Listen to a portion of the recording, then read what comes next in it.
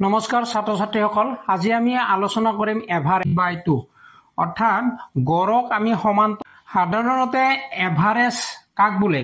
গড় বুলি ক'লে আমি বুজি পাওঁ যে গড় ইজ ইকুৱেল টু মুঠ যোগফল হৰণ মুঠ সংখ্যা। যিকোনো বস্তুৰ মুঠ যোগফলটো ওলাই লওক। ধৰা 1 2 3 4 5 এইকেইটা সংখ্যাৰ আমি গড় উলিয়াব লাগে। তেতিয়া আমি কি কৰিম? 1 + 2 + 3 + 4 + 5 আমি যোগ কৰিলো। মুঠ সংখ্যা কিমান আছে? 1 2 3 4 5 5 আমি ডিভাইড কৰিলো। এইটো হ'ব আমাৰ গড়। তো গড়টো আমি এনে তৎক্ষণাত এনেধৰণে উলিয়াব পাৰো।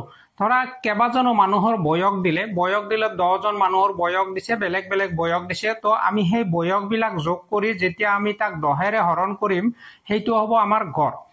আৰু গড়ক আমি সমান্তৰ মাধ্য বুলি কওঁ। সমান্তৰ মাধ্য এৰিথমেটিক মিন, এৰিথমেটিক মিন বুলি কোৱা হয়। এৰিথমেটিক মিন মানে কি?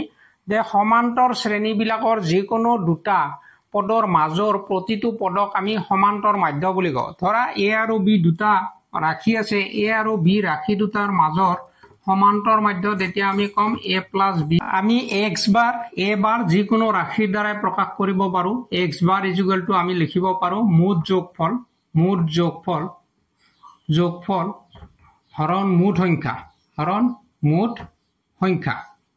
তো এনেধৰণে আমি গড়টো লিখিব পাৰো। ইয়াৰ পৰা আমি আৰু এটা সূত্ৰ উলিয়াব পাৰো। ইয়াক ক্ৰছ মাল্টিপ্লাই কৰো x বাৰ, অৰ্থাৎ এই ৰাশিটোৰ পৰা এই সূত্ৰটোৰ পৰা সাপোজ এইটো a বুলি ৰাখিলো, এই সূত্ৰটোৰ পৰা মই যদি এইটো ক্ৰছ মাল্টিপ্লাই কৰো কি হ'ব? তেতিয়া মুঠ সংখ্যা আৰু গড়ক আমি মাল্টিপ্লাই কৰিম। গড় ইনটু মুঠ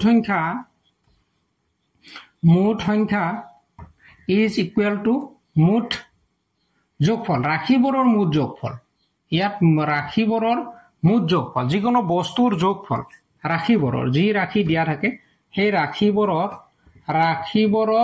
যোগফল। যি ৰাশি দিয়া থাকে, নাম্বাৰ দিয়া থাকিলে নাম্বাৰ হ'ব, সংখ্যা দিয়া থাকিলে নাম্বাৰ দিয়া থাকিলে নাম্বাৰ হ'ব, বয়স দিয়া থাকিলে বয়স হ'ব, খেলুৱৈ দিয়া থাকিলে খেলুৱৈৰ সংখ্যা হ'ব, খেলুৱৈৰ যি বয়স হ'ব। তেনেধৰণে যি ৰাশি দিয়া থাকে সেই ৰাশিবোৰৰ যোগ কৰি মুঠ সংখ্যাৰে হৰণ কৰিলে যিটো পাম সেইটো হৈছে গড়। আৰু আমি যদি মুঠ যোগফল বা সমষ্টি উলিয়াব লাগে তেতিয়া কি কৰিম? গড় পূৰণ মুঠ সংখ্যা। গড়েদি মুঠ সংখ্যাক আমি যেতিয়া পূৰণ কৰিম তেতিয়া মুঠ যোগফলটো মোষ্ট ইম্পৰ্টেণ্ট। এইখিনি বস্তু যিকোনো অংক কৰাৰ সময়ত আমাৰ আৱশ্যক হয়। আৰু অংকটো কৰি থকাৰ সময়ত আমাৰ মাইণ্ডত কেতিয়াবা নাহে যে যোগফল সমষ্টি দিছে, কিবা এটা দিলে সেই সমষ্টিটোৰ কথা আমাৰ মাইণ্ডত নাহে। গড় বুলি ক'লে গড়ৰ কথাটো বেছিকৈ আহি থাকে। তো মনত ৰাখিব লাগিব মুঠ যোগফলটো গড় আৰু মুঠ সংখ্যা। যেতিয়া গড় আৰু মুঠ সংখ্যা দিব তেতিয়া নিশ্চয় আমি কি উলিয়াব পাৰো? মুঠ যোগফলটো উলিয়াব পাৰিম। আৰু মুঠ সংখ্যা উলিয়াব লাগিলে যদি মুঠ যোগফল আৰু গড় দিয়া থাকে আমি মুঠ সংখ্যাটো উলিয়াব পাৰিম। তো কুৱেশ্যনটো আমি ভালদৰে পঢ়িব লাগিব কি? যোগফল সমষ্টি যেতিয়া দিয়া থাকে আৰু গড় যেতিয়া দিয়া থাকে, যেতিয়া সংখ্যা সুধিব তেতিয়া আমি মুঠ সংখ্যাটো উলিয়াব পাৰো। কেনেকে? মুঠ সংখ্যাটো ইয়াত ৰাখি গড়টো ইপিনে মুঠ যোগফলক গড়েৰে হৰণ কৰিলে আমি কি পাম? তেতিয়া মুঠ সংখ্যা পাম। নাইবা আমাক যদি গড় লাগে আমি এই সূত্ৰটো ইউজ কৰিম। তো এনেধৰণে গড়ৰ অংকবোৰ আমি অতি সহজে কৰিব পাৰো। তো ছাত্ৰ ছাত্ৰী বন্ধু বান্ধৱীসকল, আজিৰ এই ভিডিঅ'টো কেনেকুৱা লাগিছে? যদি ভাল লাগিছে এটা লাইক কৰিব।